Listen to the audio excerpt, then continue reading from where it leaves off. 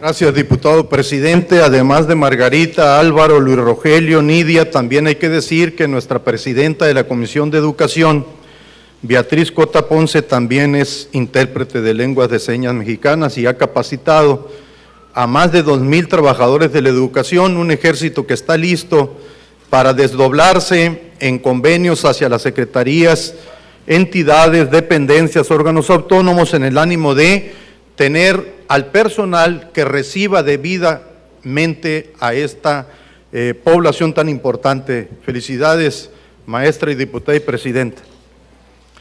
A nombre de nuestra compañera Beatriz Cota Ponce, un servidor presentará esta iniciativa con proyecto de decreto que aprueba la inscripción con letras doradas en la pared de honor del Salón de Sesiones del Recinto Oficial del Congreso del Estado de Sonora la frase 2021 Centenario de la Secretaría de Educación Pública, por lo que le pido, señor presidente, para que apoyo legislativo nos ayude abriendo las pantallas de este recinto legislativo. Gracias, diputado presidente. La educación es fundamental para la felicidad social, es el principio en el que descansan la libertad y el engrandecimiento de los pueblos. Cito, licenciado Benito Pablo Juárez García. Al decir educación, me refiero a una enseñanza directa de parte de los que saben algo a favor de los que nada saben. Me refiero a una enseñanza que sirva para aumentar la capacidad productora de cada mano que trabaja y la potencia de cada cerebro que piensa. Maestro José Vasconcelos. Este año 2021, nuestro país conmemora 4 efemérides históricas: los 500 años de la caída de México Tenochtitlán, los 200 años de la consumación de la independencia de México, los 200 años de la creación de la Armada de México y los 100 años de la fundación de la Secretaría de Educación Pública. La educación es un hecho social cuya importancia resulta indiscutible si recordamos que todos los seres humanos en todos los momentos de su vida están sujetos a ella, ya sea en el seno de la familia, en la comunidad a través de actividades sociales o en aquellas en que intervienen las instituciones educativas. Por ello, debemos entender la interacción entre la educación y el progreso. El cambio impone importantes modificaciones a la educación, mientras que ésta, a su vez, prepara conscientemente a las nuevas generaciones para que actúe como agentes del progreso social. En México, la preocupación por la educación no es reciente, pues ya nuestras grandes civilizaciones indígenas, entre ellas la mexica, formaban en instituciones educativas como los Tezpochcayis y el Calmecac a los hombres para que cumplieran satisfactoriamente las tareas que mejor convenían a la sociedad de la que formaban parte. La conquista española destruyó nuestros estados indígenas y para lograrlo impuso una nueva educación. La Iglesia Católica tomó en sus manos la tarea de educar primero a los naturales y más tarde a los mestizos, por lo que la educación colonial, principalmente la de los primeros años de la dominación española, asumió el carácter de una verdadera cruzada religiosa. En el Congreso del Chilpancingo de 1813, José María Morelos y Pavón expidió la Constitución de Apatzingán, de tipo liberal y representativo, la cual en su artículo 39 señalaba que la ilustración era necesaria. Aunque este precepto no se cumplió durante los años que duró la Guerra de Independencia, constituye un documento importante que deja en claro las aspiraciones educativas de un pueblo que luchaba por ser independiente. En 1833, siendo presidente de la República Valentín Gómez Farías, realizó una reforma legislativa radical al crear la Dirección General de Instrucción Pública. Posteriormente, por decreto del 26 de octubre de 1842, la Compañía Lancasteriana fue convertida en Dirección General de Instrucción Primaria para toda la República. La empresa respondió profesionalmente, abriendo concursos para selección de textos, creando normales lancasterianas y extendiendo sus servicios a muchos estados. Hacia 1845, la Compañía Lancasteriana ya no tuvo a su cargo la Dirección General de Instrucción Primaria. En el juarismo, una de las primeras acciones en pro de la educación del gobierno de Benito Pablo Juárez García fue la expedición de la Ley Orgánica de Instrucción Pública en el Distrito Federal, mostrando un gran interés por la educación, la que a partir de ese momento habría de recibir la generosa atención de los triunfadores que buscaron establecer un control sobre ella y utilizarla para transmitir la filosofía del nuevo Estado mexicano. Por todas estas consideraciones, creemos que es a partir de este momento cuando puede hablarse del establecimiento de una educación pública en México, tal y como lo mencionan los autores del libro Historia de la Educación Pública en México, Fernando Solana, Raúl Cardiel Reyes y Raúl Bolaños Martínez. El porfiriato había desarrollado la escuela primaria, pero la educación era básicamente urbana para la clase media y alta. La atención en la población rural y en la clase obrera era mínima. A pesar de tener un enorme número de analfabetas y una población mayoritariamente rural, los distintos gobiernos del siglo XIX no se propusieron como política llevar la educación a los sectores más desprotegidos. Un acontecimiento por demás importante en la historia de la educación pública en nuestro país es el acontecido el 17 de diciembre de 1885 con la creación de la Escuela Normal de Profesores.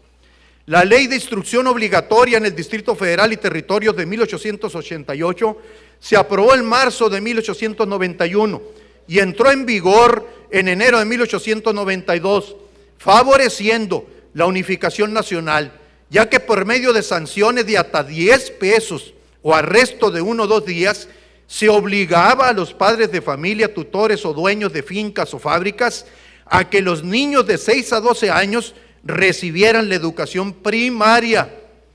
El primer censo general de población en México, el cual se realizó en el año de 1895, arrojó datos donde la población en el país era de 12.632.615 habitantes, de los cuales 8.457.738, que representaban el 82.1% del total, eran analfabetas, y solamente el 17.9% de la población total sabía leer y escribir, que era la clase media y alta del país en las ciudades, pocas ciudades que tenía México. El 16 de mayo de 1905 se creó la Secretaría de Instrucción Pública y Bellas Artes, siendo su primer titular Justo Sierra, fungiendo como presidente de la República Porfirio Díaz Mori. La tarea de esta naciente secretaría era emprender la ardua tarea de imprimir a la educación pública del país un profundo sentido del servicio popular, porque si bien es cierto que directamente no tenía a su cargo los servicios del Distrito Federal y Territorios, de un modo indirecto, la Secretaría de Instrucción Pública ejercería una poderosa influencia en todos los estados de la Federación. Se disponía de programas, métodos, libros de texto y modos de organización elaborados o seleccionados por los pedagogos más competentes del país. En 1910, la Revolución Mexicana tuvo 3 ejes principales, esto es 3 causas, y creo que todos los políticos debemos de ser de causas. Con sus exigencias y sus propuestas de solución, la democratización del país, anclada en un inicio al antireeleccionismo maderista, acabar con la injusta estructura de la propiedad agraria mediante un proceso de restitución de las tierras usurpadas o de dotación de tierras a las comunidades campesinas que carecieran de ellas, y finalmente una fuerte demanda por mejores condiciones laborales en el sector industrial, como lo habían anticipado los movimientos de Cananea en 1906 y de Río Blanco al año siguiente. Esto es solo para dimensionar el acto del presidente Andrés Manuel López Obrador apenas hace unos días. Esto fue en 1910. Lo que vivimos en Vicam fue en el 2021. Esto es interesantísimo. Sin embargo, había una exigencia social tan fuerte como las 3 anteriores. La demanda por una educación con matrícula no excluyente, pues la educación en tiempos porfirianos beneficiaba solo a un sector reducido de la población. Se demandaba también una educación con presencia en las áreas rurales y populares del país.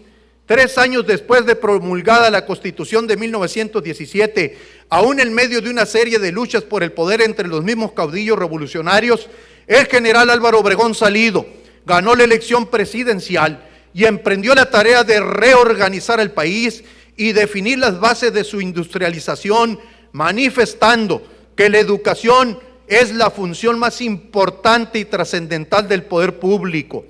El rector de la Universidad Nacional, José Vasconcelos, le propuso al presidente Álvaro Obregón la federalización de la enseñanza a través de una nueva Secretaría de Estado, la cual se encargaría de ordenar, señalar y conducir los lineamientos educativos y los contenidos escolares en toda la República.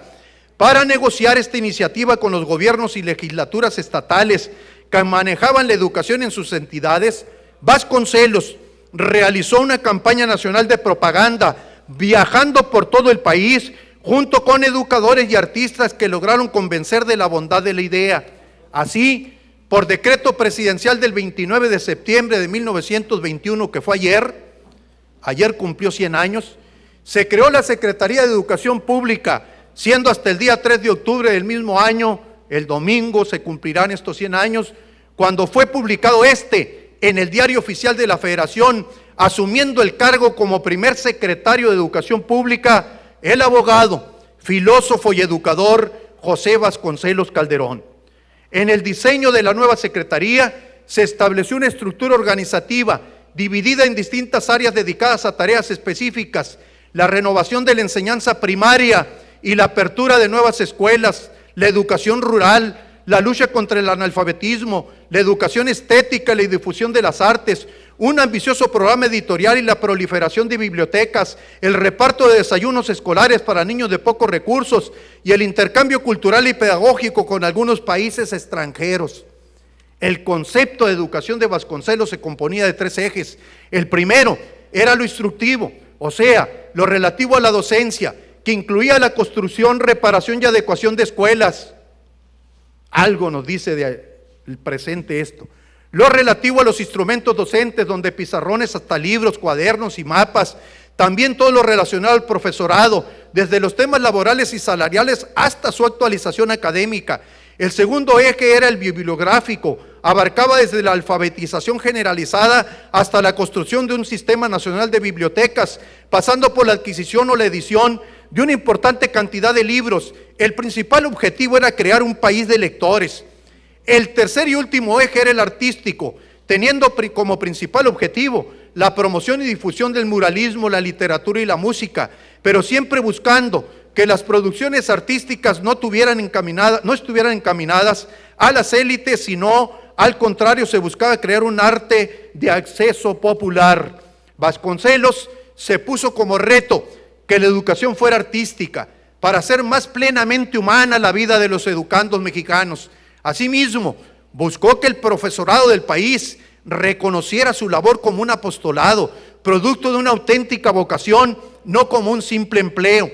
Debemos resaltar que para este gran mexicano era claro que el mejor canal de ascenso socioeconómico de los niños y jóvenes era contar con una buena educación.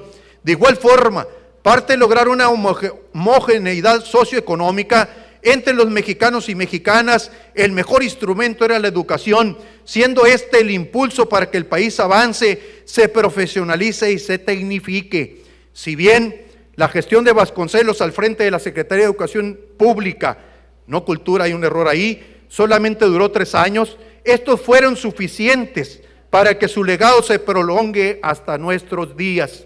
Fue el inicio intenso y amplio de un proyecto educativo nacionalista, impregnado de mística revolucionaria, que gestó desde entonces la evolución posterior del sistema educativo del país, entre etapas de avance y retroceso que llegan a nuestros días. A 100 años de la creación de esta gran institución de la República, han acontecido hechos relevantes que han permitido a través de los años ir construyendo y fortaleciendo el sistema educativo nacional de nuestro país, entre los que destacan los siguientes. La Secretaría de Educación Pública, en 1923, creó oficialmente las misiones culturales bajo la jefatura del maestro Rafael Ramírez Castañeda. El éxito obtenido en las escuelas rurales las transformó en las casas del pueblo. En otras palabras, la actividad escolar, incluida la educación de los adultos, salió de los muros escolares hacia la comunidad y ésta entró a su vez a los recintos escolares. Naturalmente, el maestro era el promotor social por excelencia. Resaltamos también la fundación de la Escuela Normal Superior de México en 1936. Esto con el objeto de profesionalizar a los profesores de educación secundaria que se encontraban sin un grado académico, lo que demeritaba sus condiciones laborales. Posteriormente, en 1943, se institucionalizó el magisterio, otorgando al profesor el estatus de trabajador del Estado, que a su vez conllevó la fundación de la organización que se encargaría de velar por los intereses de los profesores, el Sindicato Nacional de Trabajadores de la Educación. La Secretaría de Educación Pública en 1942 crea el Departamento de Educación Preescolar como una estructura de los programas y actividades propios del jardín de niños y precisa su papel dentro del ciclo escolar y su labor como eslabón entre el hogar y la familia. En el año de 1958, siendo presidente de la República Adolfo López Mateos, se inició una campaña para abatir el rezago educativo que se había gestado en la década pasada y responder a las demandas sociales en cuanto a la enseñanza primaria. Se instituyó el plan de 11 años, de la mano ni más ni menos que de don Jaime Torres Bodet, que tenía como ejes principales la expansión de la educación primaria, la profesionalización de los docentes y la creación de la Comisión Nacional de libros de texto gratuitos, que ahorita en las redes podemos encontrar el libro original, ese que nos sirvió a padres, abuelos padres y a nosotros en una etapa, y lo puedes ver digitalmente. El CONALITEC, una extraordinaria definición de López Mateos.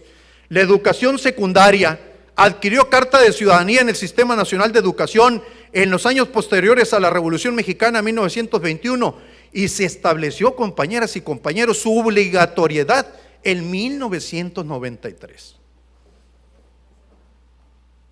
Nosotros prácticamente. En el caso de preescolar, alcanzó este estatus constitucional en el siglo XXI, en el 2002. La educación media superior en el 2012, y con el presidente Andrés Manuel López Obrador, la educación superior y una serie de reformas, que ahorita las platicaré, se hacen obligatorias. La educación inclusiva, que este Congreso tanto la ha traído, se introdujo en la Constitución en 2019, en la misma reforma del artículo 3, mismo año en que se deroga la reforma educativa, reformando los artículos 3 y 73, creando la Ley General de Educación, Ley General del Sistema para la Carrera de Maestras y Maestros y la Ley para la Mejora Continua de la Educación. En el centenario de la Secretaría de Educación Pública, nos enorgullecemos de contar con instituciones educativas de mucho prestigio en los diferentes niveles educativos y que han sido fundamentales en la formación integral de millones de ciudadanos. Destacamos al Instituto Politécnico Nacional, el Instituto Tecnológico de México, el Subsistema de Telesecundarias, el Colegio de Bachilleres, el Colegio Nacional de Educación Profesional Técnica, el Colegio de Estudios Científicos y Tecnológicos, el Centro de Bachillerato Tecnológico Industrial y de Servicios, entre otras grandes escuelas que son palanca del desarrollo social, económico y político de nuestro país. En lo local, entre muchas acciones trascendentales para la educación de nuestra niñez y juventud, los sonorenses destacamos y valoramos en 1915 la creación de la Benemérita y Centenaria Escuela Normal del Estado de Sonora, profesor Jesús Manuel Bustamante Mungarro, así como las normales el Quinto Plutarco Elías Calles en Echojoa, el Centro Regional de Educación Normal CREN en Navojoa, la Normal de Especialización en la Comisaría de Providencia y la Escuela Normal de Educación Física profesor Emilio Miramontes Nájera en Hermosillo. En 1942, fundación de la Universidad de Sonora, el saber de mis hijos hará mi grandeza, el alma mater que con 79 años sigue forjando generaciones de orgullosos profesionistas. 12 de octubre será el aniversario. 2002, fundación de la Universidad de la Sierra, siglo XXI, última universidad o la Universidad Rural. 1983, Centro de Estudios Superiores del Estado de Sonora, CESUES, posteriormente Universidad Estatal de Sonora en el 2012. Los 100 años de esta grandiosa institución son el reflejo de 36.518.000 alumnos que asisten a clases en los diferentes niveles educativos en 262.805 escuelas en el país y que son atendidos por un ejército civil que se conforman por 2.074.000 docentes y que hacen patria día con día, cumpliendo con orgullo con lo establecido en el artículo 3 de la Constitución de los Estados Unidos mexicanos. La mejor forma de conmemorar los 100 años, el siglo y el centenario de la Secretaría de Educación Pública es asumiendo como propios y vigentes los retos que se propuso vencer Vasconcelos, que la educación llegara a todos los niños y jóvenes del país, que inculcara en ellos un claro sentido de responsabilidad social y de identidad nacional, que sirviera para formar ciudadanos comprometidos con la democracia y la justicia. Por lo anteriormente expuesto, con fundamento en lo dispuesto por los artículos 53, fracción tercera, de la Constitución Política del Estado de Sonora y 32, fracción segunda, de la Ley Orgánica del Poder Legislativo del Estado de Sonora, sometemos a la consideración de esta soberanía la siguiente iniciativa con proyecto de decreto que aprueba la inscripción con letras doradas en la pared de honor del Salón de Sesiones del Recinto Oficial del Congreso del Estado de Sonora la frase 2021, centenario de la Secretaría de Educación Pública. Artículo único. El Congreso del Estado de Sonora aprueba la inscripción con letras doradas en la pared de honor del Salón de Pleno de su recinto oficial la frase 2021, centenario de la Secretaría de Educación Pública. Transitorios. Artículo único. El presente decreto entrará en vigor el día de su publicación en el Boletín Oficial del Gobierno del Estado. Finalmente, con fundamento en lo dispuesto por el artículo 124, fracción tercera de la Ley Orgánica del Poder Legislativo del Estado de Sonora, solicitamos se considere el presente asunto de urgente resolución y se dispense el trámite de comisión para que sea discutido y decidido en su caso en esta misma sesión. Atentamente, Hermosillo, Sonora, a 30 de septiembre de 2021, los diputados promoventes, diputada maestra Beatriz Cota Ponce, presidenta de la Comisión de Educación, y el diputado Fermín Trujillo Fuentes, presidente. Solo digo dos cosas. ¿Por qué no dos artículos transitorios? Porque hablé con el señor secretario de Educación y Cultura, Aarón Grajeda, para decirle que íbamos a presentar esta iniciativa y que deseábamos lógicamente saber una fecha, si este Congreso lo aprueba, para inscribir las letras doradas. 2021, centenario de la Secretaría de Educación Pública. Y segundo, lo que más educa. Mis padres fueron analfabetas. Uno de los hermanos de los 8 que somos es analfabeta. Los 4 primeros no estudiaron. Los últimos 4 sí estudiamos. La diferencia, que a nosotros se nos atravesara una escuela secundaria en el pueblo, una secundaria técnica agropecuaria, que fue una siembra hermosa, generosa, de diversificación para las opciones de aquellos que veníamos, hijos de campesinos analfabetas, hijos de amas de casa, que sufrieron mucho y que cuando se toca temas como estos, esto recupera absolutamente cualquier cosa que querramos legislar.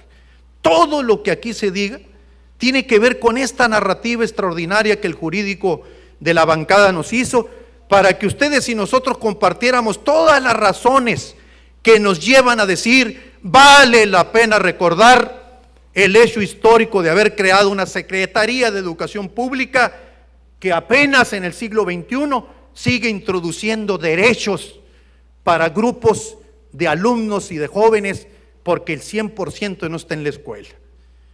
Si ahorita tuviéramos, no porque no haya cobertura, aquí tenemos un exsecretario de Educación y Cultura que con él trabajamos el tema de la ley de deserción, ausentismo y deserción escolar, y recuerdo que veíamos que hay lugares donde está el 100% la cobertura, pero no la permanencia y mucho menos el egreso. Y se nos hace fácil decir que de cada 100 terminan en algún posgrado solo 12, o terminan la universidad 18, Yo creo que no, compañeras y compañeros.